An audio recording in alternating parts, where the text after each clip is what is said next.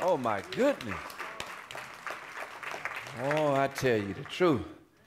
And if you need some encouragement, just come to prayer and praise. You need to hear a word from the Lord in terms of what he is doing in the lives of his people. Just struggle, crawl to get to prayer and praise. And thank all of you so much for understanding that God does something for you, but it's not just for you. There are people who need to hear what God is doing in your life. So thank you for being so open and sharing and generous with what God is doing in your life. Some people think that God blessed them. It is, it's just for them to keep it to themselves. Oh, no, no, no, no, no, no. Tell your story and let God get the glory. So thank you so much for sharing tonight. Let's give it up for our leaders for leading us through that time of prayer and praise.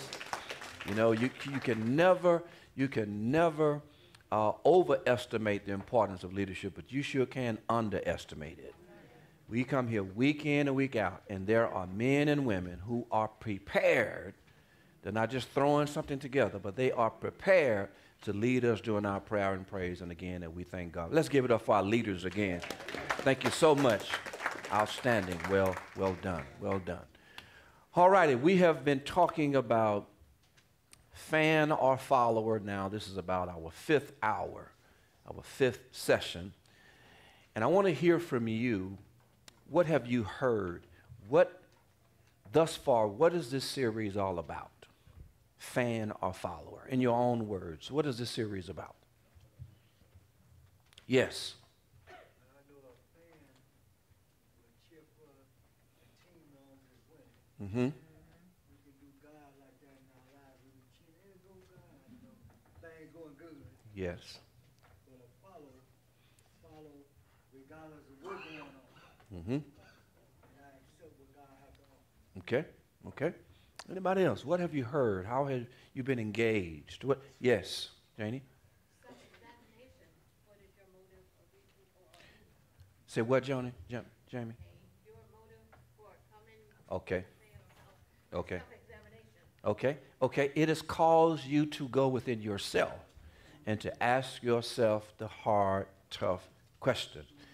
This series, nobody can hide. Okay. This series sweeps the room. This is a broad sweep of the room. So all of us have to ask ourselves those questions. Am I fan-minded or am I a follower? And it has challenged us in every regard. Anybody else? What has the series said to you? What has it been about for you? Just because Yes. you have knowledge doesn't mean that you have intimacy. You don't have a relationship with God just because you have knowledge. Okay, there's a difference between knowledge and intimacy. We understand that. Okay, our favorite actor, actress can be so and so, but we have not spent a minute with them in person, and so we can know about God and not know God. Okay, we can still be clinging to the apron strings of our foreparents, and our relationship with God is not based upon Jesus, but it is based upon them. And we need to get to know the Lord for ourselves, just like they got to know the Lord for themselves. And so there's a difference between knowledge and intimacy. Yes, Marcus? Also about being a follower, we need to do more in the church, not just sit, come to church on Sundays, just being there, be active into some ministries. Okay. Okay. What we believe in, we are a part of. What we believe in, we are a part of. We believe in the ministry of this church, and so we are a part of the ministries in this church. Okay? We are not the type who love Mount Olive until you ask us to do something. No. We are a part of what we believe. Yes. Anybody? Yes. So that's the same again. Are you committed? Are you committed? Yes. The commitment. The commitment. Where is my commitment? Yeah, we ask ourselves these tough questions. Am I waning on that commitment? Do circumstances have to be just right for me to maintain my membership? Do I run every time there's trouble? Or when I can't have my way, do I leave? Those types of things. If that was the case, you're going to be in and out of a whole lot of relationship because something is always happening. Always. And I find it interesting that, stuff going on all the time at the job, but I get we show up bright and early that next morning. We are there. I've even seen, back in the day, when I was clubbing it, it's out. I used to go to the club. And sometimes it used to be fights in the club, but I'd go right back the next night. How crazy is that?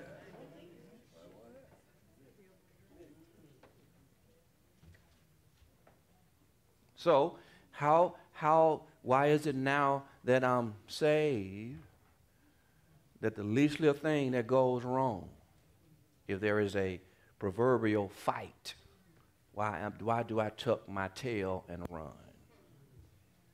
When there's a shakeup in a ministry, why do I quit coming to the ministry? Okay? So, it's challenging each of us to really take a long look at ourselves. Fan mindset over and against the mindset of a follower, according to Scripture. Okay? Anybody else, how has it challenged? What's Lynn? Fan to me is where I used to be. Okay. Using God for shelf-free. Okay. Get me out of this. But now that I come to Bible study, come to church, people can see things in my walk that I don't see, and say they see God in me. Mm-hmm. And that's for me just being out in the public, carrying myself different, and picking up my cross daily. All right. All right. So again, it's challenged each of us. And, again, it has challenged each of us to really ask ourselves questions that no one else can answer. Okay? So let's look again at another area that will give us a sense of, are we more like a fan or a follower? And that is, we want to take a look at this one of many phrase, or the one and only. One of many, okay, or the only one. Okay?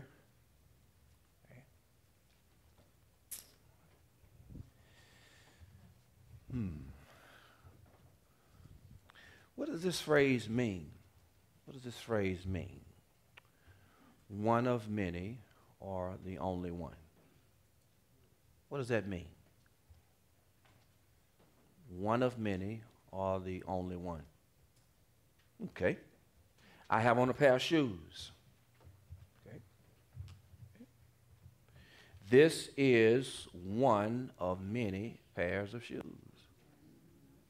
Right? This is one of many. Okay? But then it could also, these shoes that I currently have on, or it could be another pair of shoes, where there could be the first of many pairs of shoes. Okay? This can be, I have several pairs that I can't choose between, but this is kind of, is up there. Kind of like the first of many. Or these pair of shoes could be my one and only. There's no doubt about it. These are the shoes. These are the shoes. I wear them when it's cold. I wear them when it's raining. I wear them when I got to walk at a National Baptist Convention where you got to walk all day long. It really shows you what kind of shoes you got. Don't buy cheap shoes and go to the convention. Those of you who've gone to these national meetings, you know what I'm talking about. If you want to see what type of shoes you have, buy some and go to a convention. And they would the shoes would shape your feet, or your feet gonna shape them shoes. I never will forget my first convention. I saw, back then everybody was wearing Stacey Adams. And I said, I was gonna give me some Stacey Adams. And my pastor had made it possible for me to go to this National Baptist Convention. And I looked at them shoes in the store, I put them on my feet, but I discovered those shoes were made for the showcase, not for walking. I tell you, I was walking like this. You know how you can't really stretch? I run. So this pair of shoe, again, either it's one of many, okay, or when I look at, there's a couple of them, they up there, they kind of a tie, or this can be the one and only shoe. Okay? That's what that means. Now, when it comes to Jesus, okay, is he one of many? Hold up. Don't be careful how quickly you answer this question. Because we're going to go through some questions that's going to really help us to answer this question. Okay? So is he one of many? That's first. Okay? Number two, is he first of many? And then number three, is he the only one? Okay? So here's kind of the scenario. I want you to use your imagination. Okay? All the people who you love, they've met you at the track. They met you at the track, and Jesus is there. He's there too. And so now there's going to be this race on the track, okay, to see who is going to win the race in terms of who is first place in our lives. Okay? Who would win? Who would win? If every people that you love, all the people you love, and Jesus on a racetrack. And they would have this race to see who would be the winner, first place, who would win. How many of you say Jesus would win? Why would he win? Because he's a miracle worker. He's more than human. He's everything.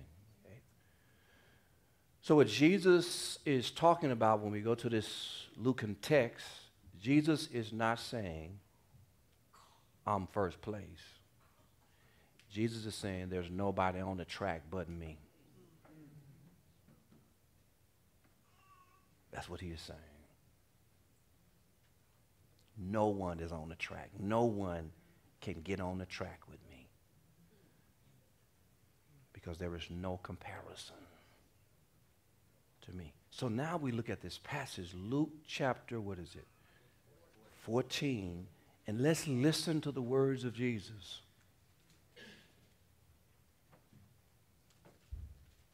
What translation do you have, Mo? ESV. Listen to what the ESV translation said. And then we're going to look at several other translations. We can get the tone and even the tenor of the words here. Great crowds accompanied him. That's Jesus. And he turned and said to them, if anyone comes to me and does not hate his own father and mother and wife and children and brothers and sisters, yes, and even his own life, he cannot be my disciple.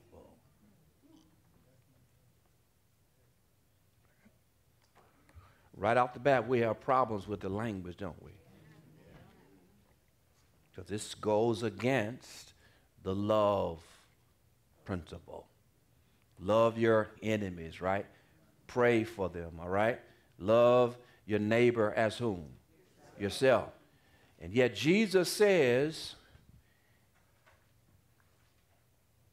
notice Jesus is not just talking to leaders. He did not separate the disciples and give them one message and give the crowd another. Jesus is talking to everybody now. He's talking about everyone.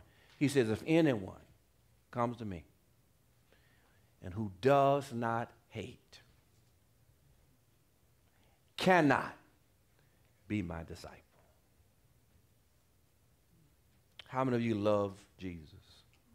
Raise your hand. You love Jesus. Okay? We're going to ask a series of questions to see, is that really the case? Or where are we as it relates to love as Jesus defines it and even describes it? What does he say to Peter? Peter, do you love me? You remember me ask Peter that over and over? Peter, do you love me? Peter says, yes, Lord. He says again, Peter, do you love me? He says, yes, Lord. Now Peter's getting mad because, Peter get mad on, he asked him a third time, do you love me? And see, when it comes to this relationship that we have with the Lord, God wants us to know what he knows. And sometimes we don't know what God knows about where we are with this relationship. Because oftentimes we define the relationship from our perspective and not from his. That's what he says. He says, if anyone comes to me, they what? Must hate mother, father, sister, brother. And they cannot be mine. That's tough. How many of you love your children? Love your sister and brother, right? Love them. Okay. Do you love Jesus? Okay. Okay. Listen to some of these other translations here. Okay.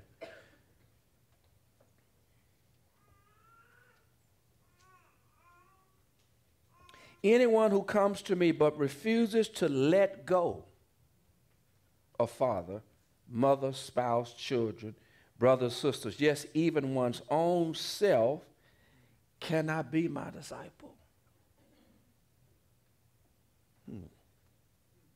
When Jesus is calling, and one man says, first let me go bury my father. Jesus says, let the dead. Now, here's some cultural nuances here. It was the role of the elder son to bury the parents. And what this man is saying, when I fulfill that obligation, then I'll follow you. This is more important.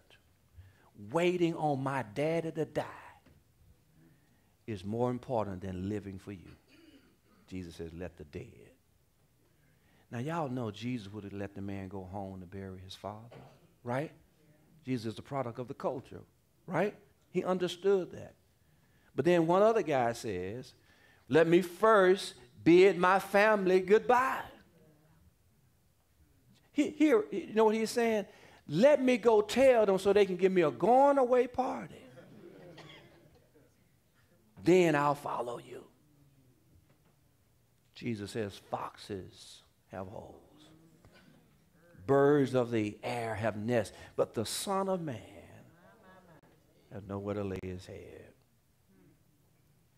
Jesus is saying, if you put anything before me, you're not ready to follow me. Think about this. Look at the motif. To follow. That means we are behind and he is out front. So Jesus is saying, if my parents come before my Lord, I'm not ready to follow. Now, do y'all think Jesus is jealous? He is not jealous for us, he's jealous of us. Or he's jealous for us, not of us. Because he knows what can happen when something or someone becomes our God. Idols will hurt you. Idols will let you down. But he will never do this. So we want to ask a series of questions. And it's just it's just us. Any visitors here tonight? No visitors tonight. We're just family. Y'all looking right now above family. Don't we love one another? Yeah. We just love each other, okay? So nobody's looking at nobody else. So if you want to break down, you can go break down tonight. Okay? If you want to get up and run out of here after we ask these questions, you can run, Forrest, run. Okay? But we're going to ask some questions that only you can answer in terms of where you are with this. One of many, okay? One of many, the first of many, are the only one. Okay, let's look at this first question. Put the first question up, Mo. For what do you sacrifice your money? Okay, let's look at this passage, Matthew 6:24. And again, how many of you think you know your Bible pretty good? You know your Bible pretty good. You know pretty good. You know pretty good. You know, there's a couple things that you looked at a couple times. All right. Did Jesus talk about money a lot? Why? Why? The love of money. Money is amoral. Money is neither good nor bad. Okay? But it's the love of it. Okay? So he talked about it. Okay? So when people ask me, Pastor, why you bring up money? I said, because I want to be like Jesus. He talked about it. And then I find it interesting that people who are doing right with the money don't mind you talking about the money. It's the people who are not doing it who don't want you to talk about the money. Okay? So listen to this passage. Okay? No one can what? Serve two masters. It's just not possible. For either he will what? Hate the one and what? Love the other. Or he will what? Be devoted to the one and what? Despise the other. You cannot serve what? God and money. And sometimes we make these excuses. God know I love him.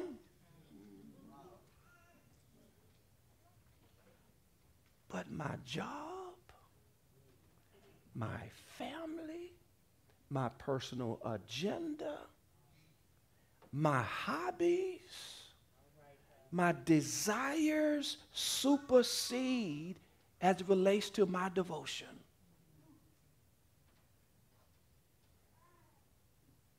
You cannot serve two masters. Now, why can't we serve two masters? Let's make it practical. Why can't we serve two masters?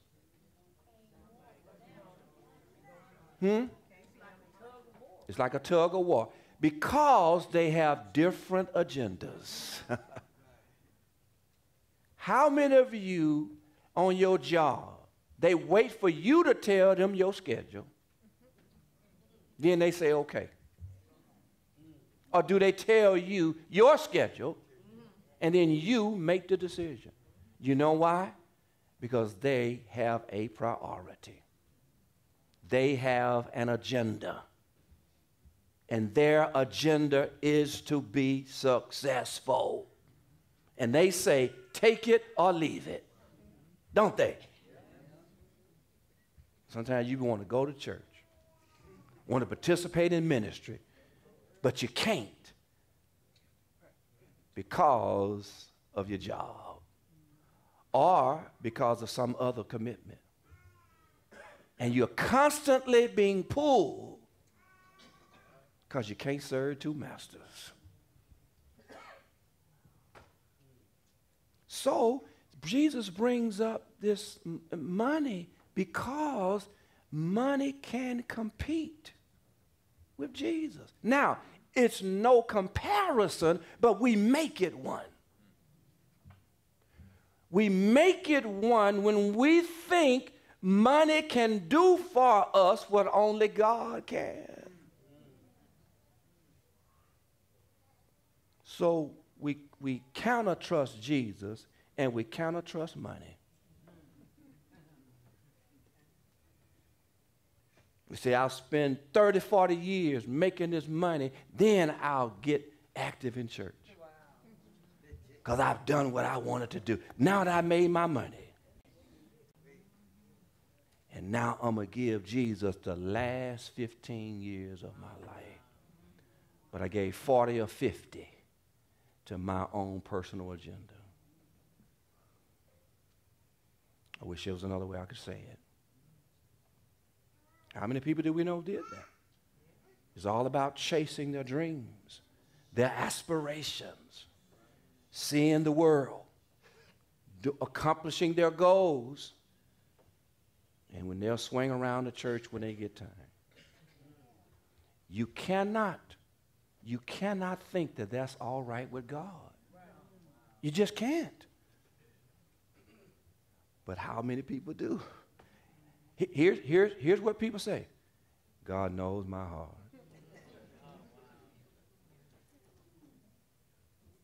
And we tried, here's what we do. We try to justify idolatry. You can't do it. So there is no comparison now, but we make it one because of how much stock we have placed in Money. Put them up there. Put them up there. Put those responses up there, Mo.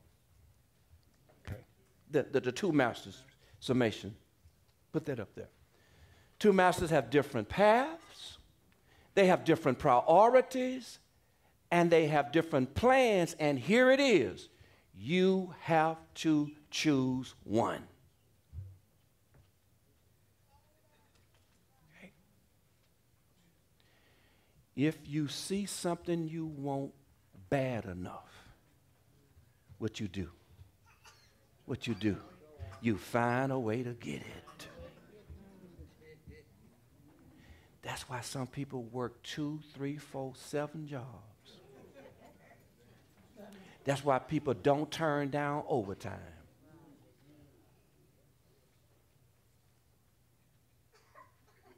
But you know what a love for God will do? A love for God will put you on one assignment and you trust him to make up the difference. But a kind of liking God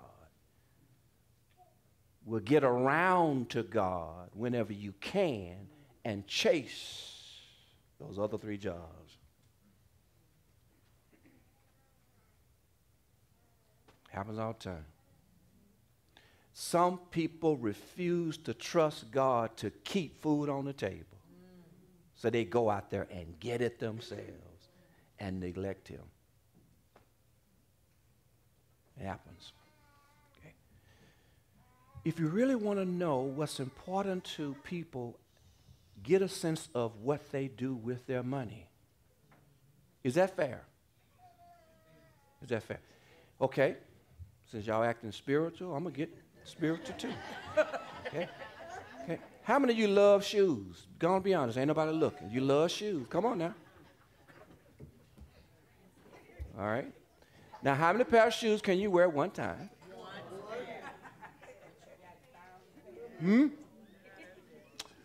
Let me see. How many pairs of shoes can you fit in one closet? Do you have to stack them? No. Bernice said they all under the bed. How do you remember which ones are where? What you say, Sherry? By the boxes. Do you have to build a space for more shoes?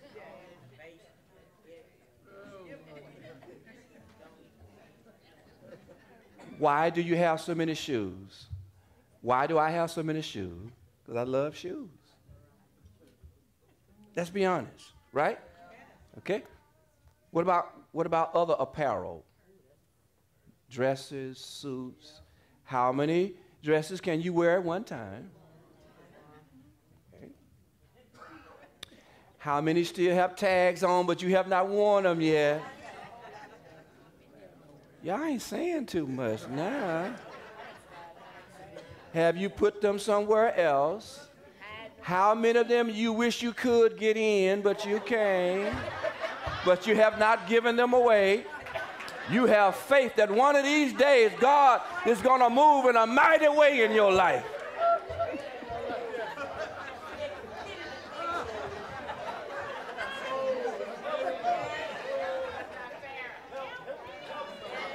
I'm talking about guys too, Glenn. Can't button the suit. Certain suits you can't wear when you're using your lungs because it'll pop the button.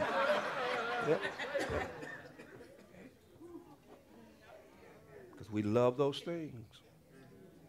Okay? Automobiles, purses, golf clubs, neckties, cars, and you go on. Sometimes we buy so much food that we don't get around to eating it. It spoils. I've been to your houses. I'm telling you as your pastor, I know everything that goes on in y'all houses.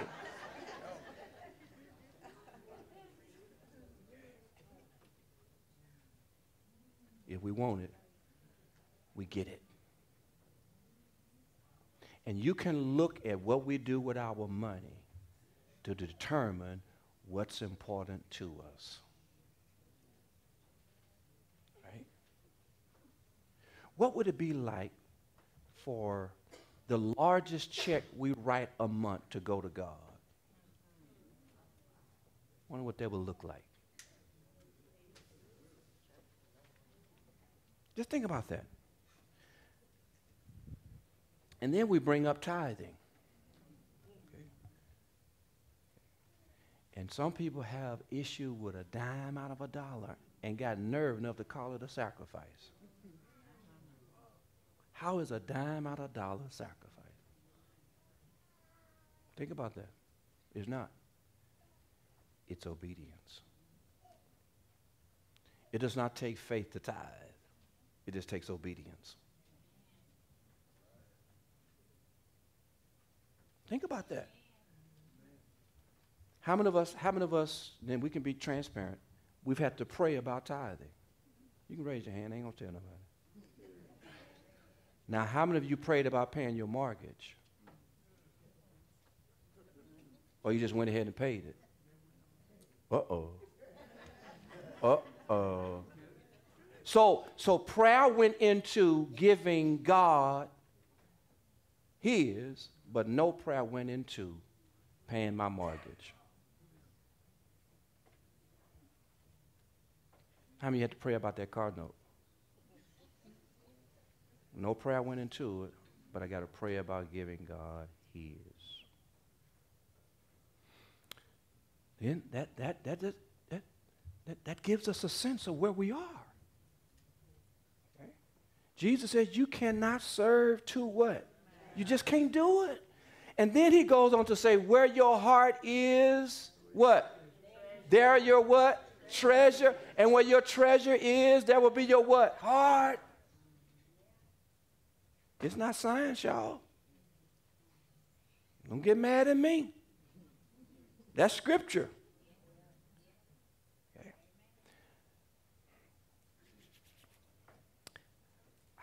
So that question, put the question back up, Mo, please. For what do you sacrifice your money? Now, is Jesus opposed to us having homes? Is Jesus opposed to us having transportation? Jesus opposed to us having clothes? No. Jesus opposed to us going on vacation? No. He's not opposed to that. Okay. But he knows better than we where our devotion lies. And y'all, we can't fool Jesus. You can't trick him. So then we're challenging ourselves as it relates to when it comes to Jesus and money. Is there competition? Am I more willing to give to the kingdom of God than to my own kingdom? That is to say, those things that I and I alone benefit the most from. That's my kingdom. Or am I more willing to invest in his kingdom where the result spreads abroad? Okay. Can I move to the next one? Somebody say, hurry up. I see it all on your face. Some of y'all ain't smiled since I brought up money. You telling off on yourself. Here's this next question we have to ask ourselves. Okay. When you're hurt, where do you go for comfort? Think about that. When you are hurt, where do you go for comfort? Have you ever heard of comfort food? Go ahead and put them up. You ever heard of comfort food? Parents, spouse, work. Stop right there. That's good. Were you feeling down? You had a rough day? You know, just bombed. Do you go eat? Is food soothing to you? How does it make you feel? You had a rotten day. I can't wait till I get home. I'm gonna cook me something. That's gonna take care of all of this. Have you ever turned to food for comfort, soothing? Have you ever turned to drinking for comfort? Man, meet me for happy hour. Man, I had the worst. I need to talk to somebody. Meet me for happy hour.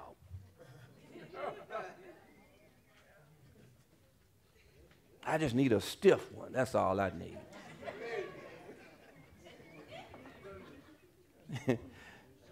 What'd you say, Davida? I mean, listen.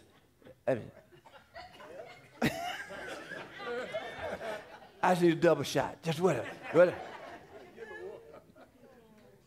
Food, you hurt. Drinks. What about your parents? What are the parents? Okay. How often has it been when individuals are first married? Every time something goes wrong. Mama, will you please show this girl how to make cornbread? Here she is. Wrong move. Or, Daddy, the car is acting up. Will you please tell him what to check to make sure he's checking the right thing? Hear him go.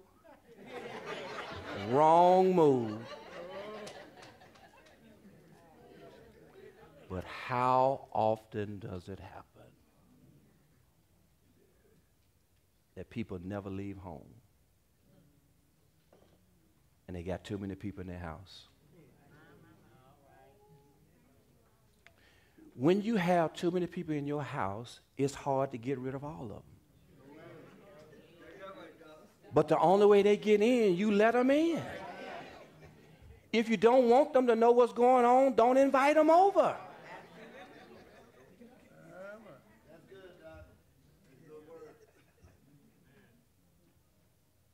Marriage 101. It ain't nobody's business what's going on or not going on in your house.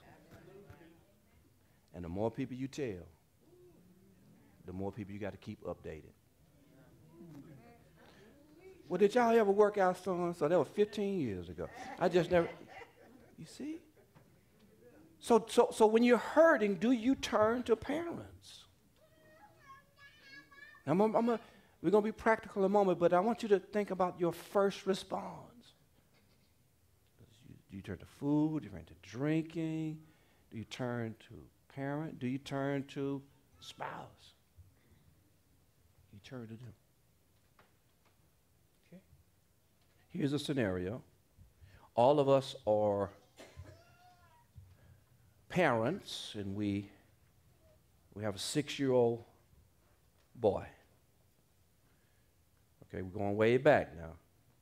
Okay? So he's been bragging about this new teacher. Loves this teacher. I mean, every day he comes on. Miss So-and-so. She showed us how to do it. Showed us how to do it. Loves us. I mean, just excited about his teacher. So you kind of, feeling some kind of way, because that's how he talk about it, teacher. So you come to school, and you're on the playground, and you're just kind of getting the progress and talking to the teacher, and he is playing on the monkey bar, and he slips. He falls hard. He gets up, and he's running towards you and the teacher. I wonder who will he embrace first, the teacher or you? Now, if he is in pain, okay, who he loves the most is going to get the response. How would you feel if he went to the teacher instead of you? Let that soak in for a minute. You standing right there. But in pain, he chose the teacher. Life has a way of being painful at times. But who or what do we turn to? Do we turn to things, stuff, other people? Or do we turn to the Lord?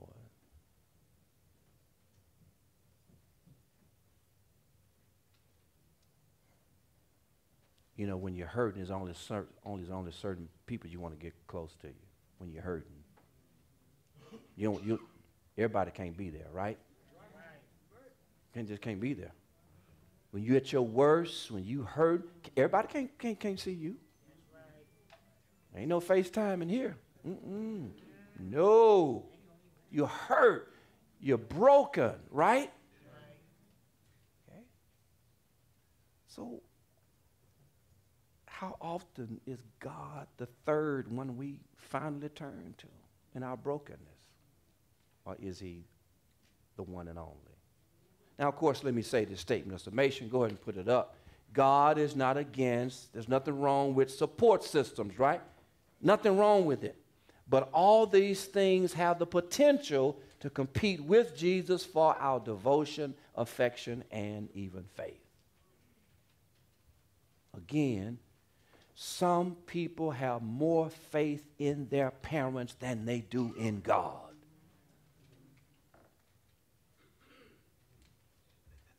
Some people think their parents God, not understanding that it wasn't mama carrying you, it was God carrying all both of you. I want to say it just like that. It was God carrying you.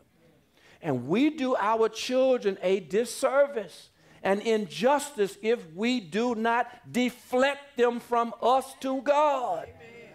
We're doing them a disservice. Amen. Because if we fool around and close our eyes and they don't know the Lord, and we have allowed them to lean and depend on us like we are little Jesus, they won't be able to handle it. We got to deflect them away from us. I am not the Christ. That's what John said. I'm not him.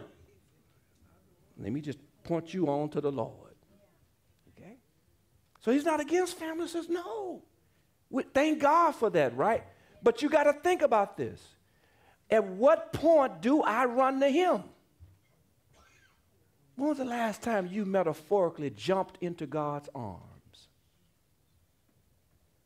When you were messed up. When was the last time?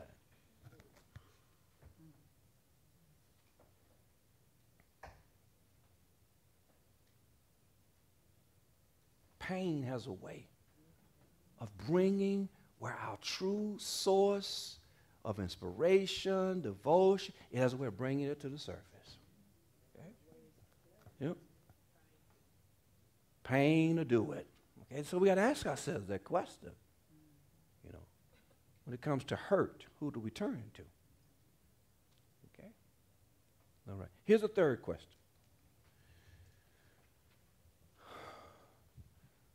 What disappoints or frustrates you the the most? I want you to think about that for a moment. Think about that. And we want to raise this question because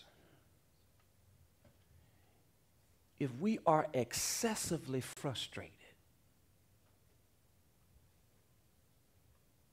and overly disappointed, it might be that we're putting too much stock in that something. What is it that has so much power that it determines what type of day we have?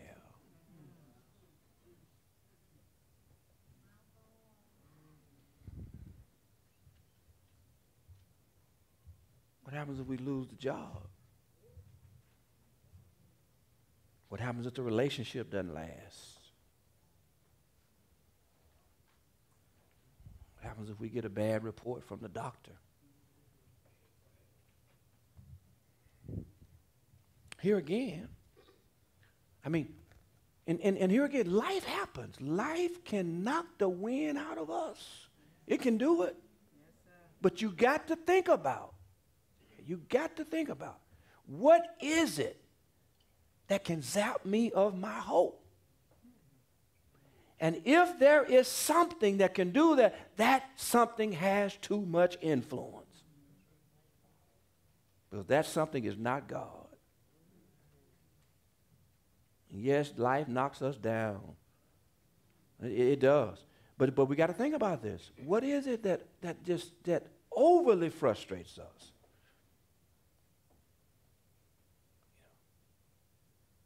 Sometimes it's our children.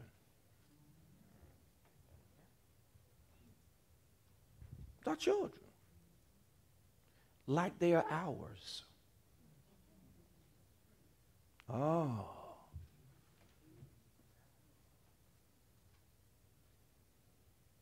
Newsflash. They are not ours. They're ours by stewardship, but not ownership. And if you put too much stock in them, they will make you cry every day. Y'all know what I'm talking about, don't you? Some of you do. You want them on this path and they choose to go on that path? That will drive you crazy. Unless you just go and put them in his hands. And life has a way of really showing us whose hands our lives are in. Some stuff, y'all, we think we have more responsibility than God. And that stuff will eat you alive. It will. So you got to look at what overly frustrates me, what disappoints me to the degree that it determines what type of morning I have and how my day ends. What is it? If my financial advisor calls me and says, you lost 10% today, how's that going to impact me? That little money, that little stash I thought I had, that 401k and all of that, that's no longer. How am I going to handle that? How?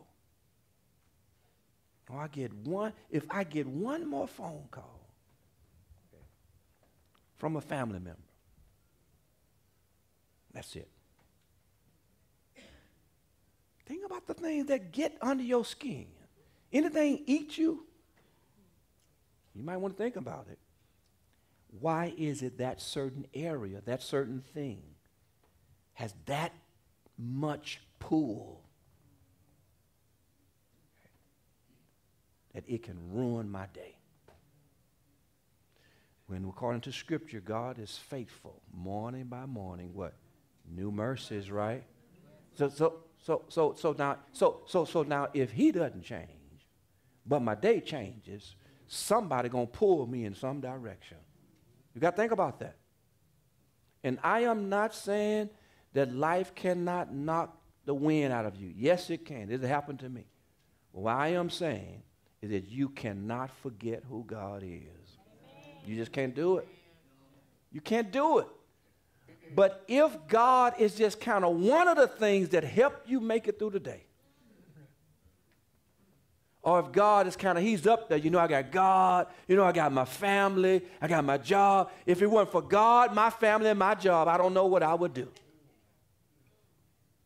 Or if it wasn't for the Lord, I would lose my mind. Which one of those is that for you? Be honest now. Which one of those groups you in? Because let me tell you something. When you make a commitment to Jesus Christ, you lose something.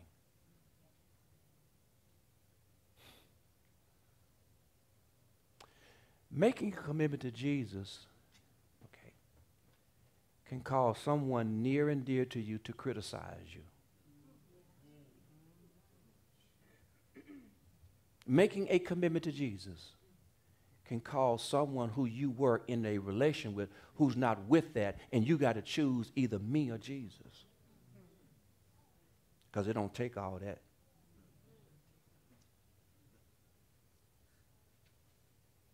It costs. That's all Jesus was talking about. Cost. And so we ask ourselves, what is this commitment to Jesus Christ costing me? What is it costing me? Okay? Because sometimes when you talk about a commitment to Jesus, that means taking away from somebody else. Ooh. Remember all that free time y'all used to have? A commitment now. Because everybody around you won't understand. Well, I just can't understand. That's the weekend where we got women's weekend, and I already made the commitment to do. You did what? Everybody won't understand that. Everyone would not understand that. So even as it becomes the giving of your time, your talent, and your treasure, everyone will not understand your commitment. And so then sometimes, sometimes what we do? We experience self-inflicted wounds because we won't make the tough choice. People pulling on us.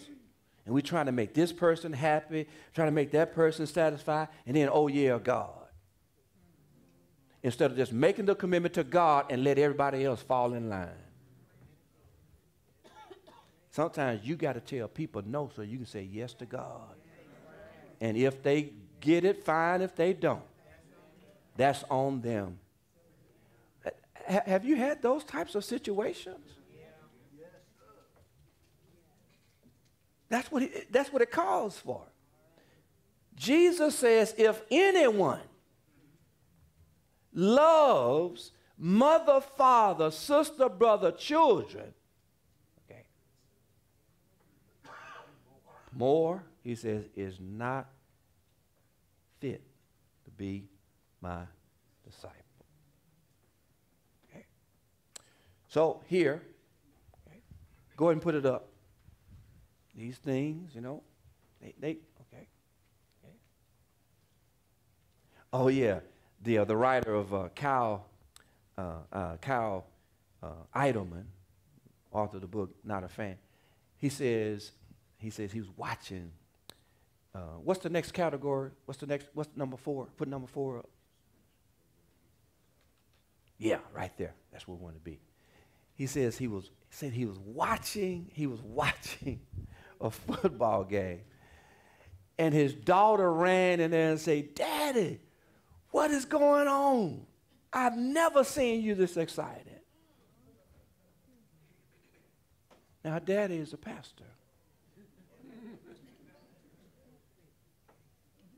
His daughter has seen him baptized, but she'd never seen him that excited.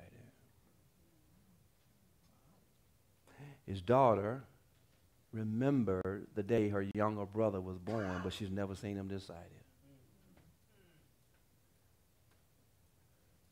And he said when his daughter said that to him, it caused him to say, "What?" when he thought about all the other things that were associated with God, and his child said, I've never seen you exude that amount of energy. Think about that. What is it that really gets you excited?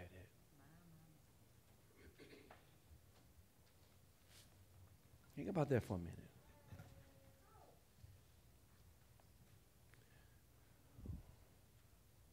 You ever gone to a concert? Mm-hmm.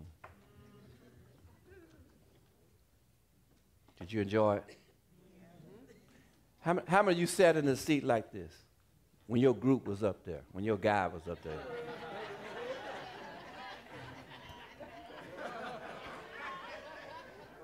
How many of you did that? You didn't do it, did you? Why not? You were excited.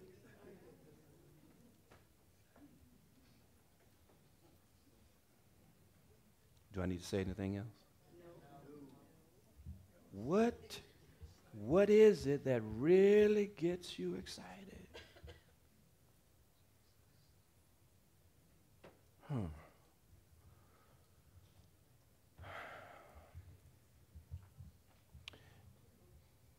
How many of you gone to the concert before? Okay. Give me your group, Marcus. New Edition.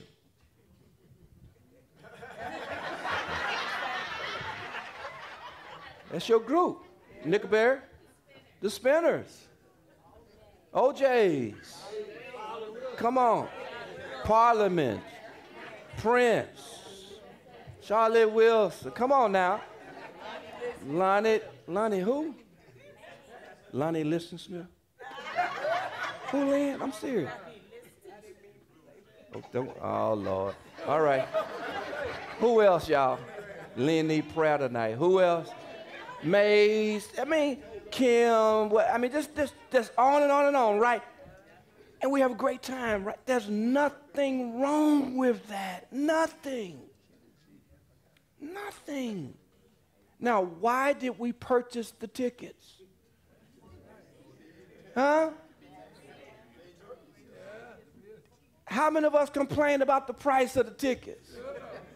To the point that we didn't go. Uh-huh. How many of us used bill money to go?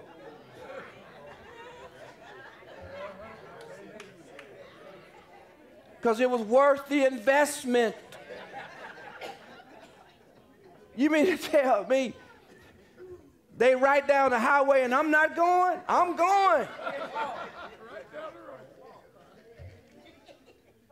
Get an outfit. People still get outfits when they go to shows.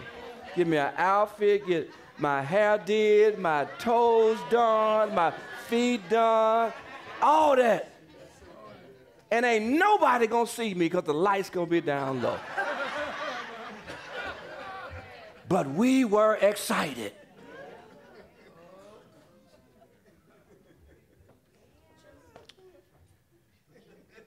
But when it comes to Jesus,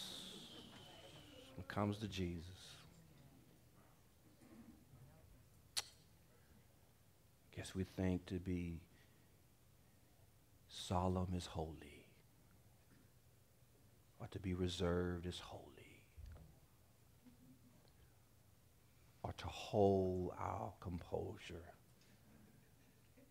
is to be dignified. Again, that's the question. What is it that really excites? We get excited. And you know, I have not mentioned emotionalism. I am not talking about emotionalism. I'm talking about passion. Okay. I'm talking about joy. I'm talking about energy. That's what I'm talking about. What happens at that concert when everybody on their feet? What happens? Do you feel the energy? Do you feel the power? And then when it's over, it's like, wait a minute, where did the time go? We want more. We want more. That's what we do. And you know what they do? They come back out there. When last time you gave Jesus one of those?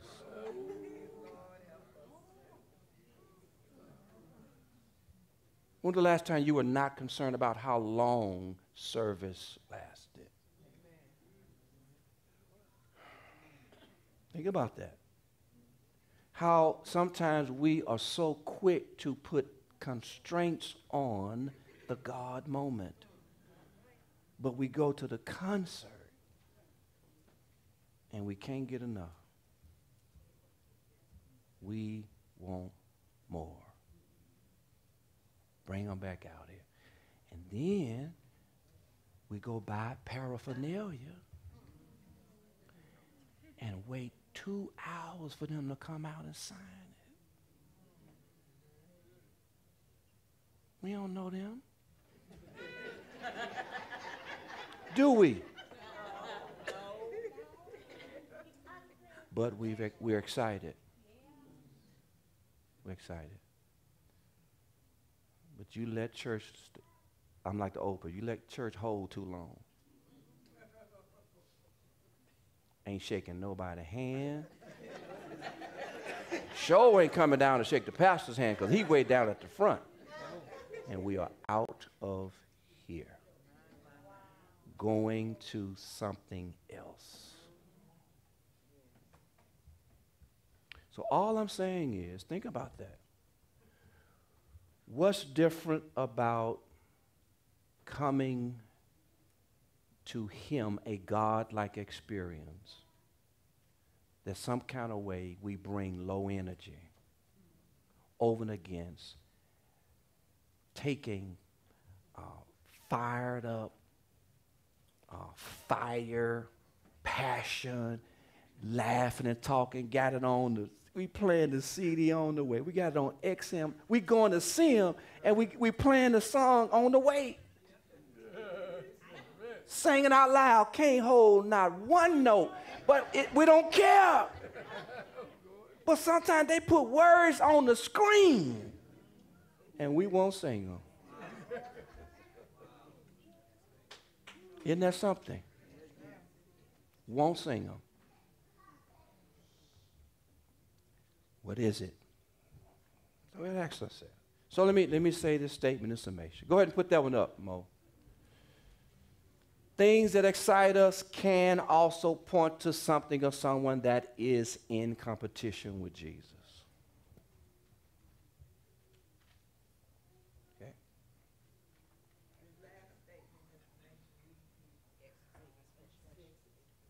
Excessive. Yeah, put that up. Excessive frustration and constant disappointment reveals what has the power to determine who we are and what kind of day we have. Okay. All right. So now let's go to the last one, and we're going to go home. Things that excite us can also point to something or someone that is in competition with Jesus.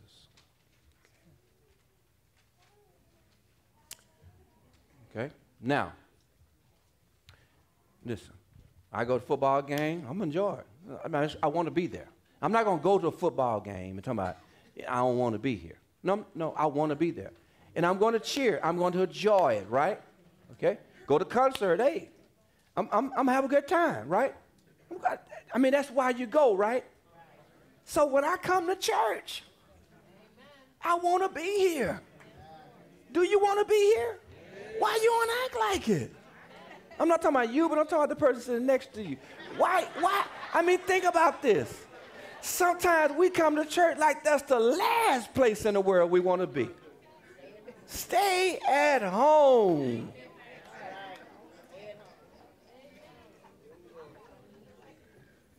Think about that, y'all. Well, I don't get into church like that. The main one won't sit down. Can't nobody see. Because they all the way up on their feet at the club. I mean, at the concert. Not the club, the concert. But when it's something about the sanctuary, you're supposed to keep your seat. Think about that now. Think about that. If we cannot transfer it from there to here, that says more about how we see here than it does there. Okay, these are just different questions we can ask ourselves. Now, here again, from the outset, one of many now. I got a lot of things in life I count on. Jesus is one of them. Number two, I have a lot of them. I got a lot of things, but he's in first place. I still got some seconds now. It's tight. I got a lot of other things. I don't know what I would do if it wasn't for God, my family, and my job. That's first of many. But then when you come to that last category, the one and only. You need to be able to clearly discern whether or not he is your everything or not. You. Not anybody else. No, you shouldn't have to call somebody and say, tell them how much I love the Lord. No, you ain't got to call nobody. I can tell you for myself. Nobody needs to speak up for me. You remember that Jesus healed that man? And he said, they said, who did it? They said, well, he's of age. He can tell you himself.